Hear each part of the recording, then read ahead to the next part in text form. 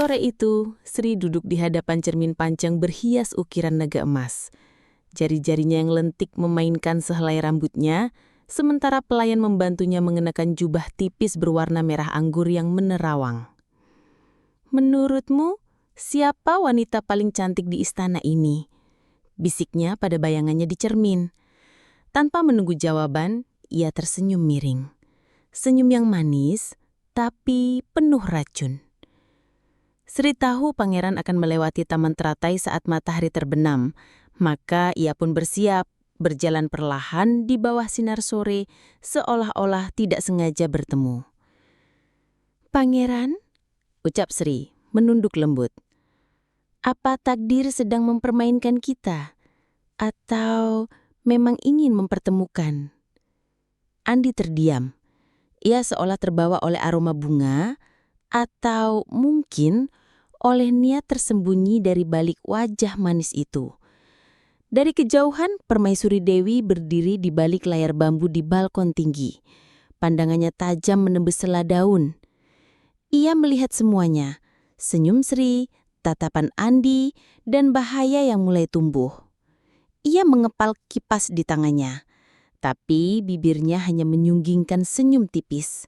Bukan karena ia senang, melainkan karena ia tahu permainan telah dimulai.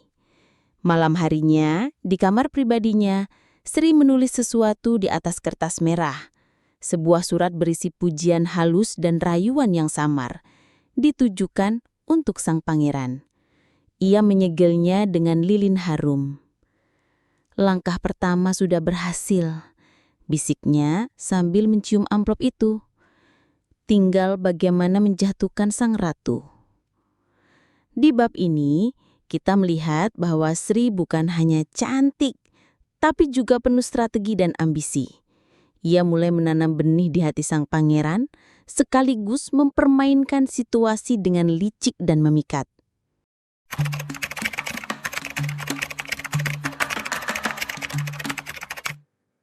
Permaisuri berdiri di hadapan cermin perunggu bundar. Ia mengenakan jubah putih bersulam emas. Rambutnya disanggul dengan rapi. Tatapannya tenang, namun sorot matanya seperti air dalam yang menyimpan badai.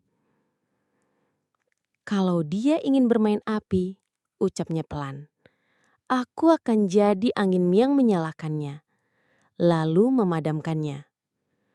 Permaisuri membuka sebuah kipas sutra yang dihiasi lukisan burung hong. Ia menulis sebuah pesan halus yang diselipkan dalam lukisan itu. Pesan yang akan disampaikan pada menteri wanita kepercayaannya. "Hanya wanita yang memahami racun di dalam senyuman," ucapnya.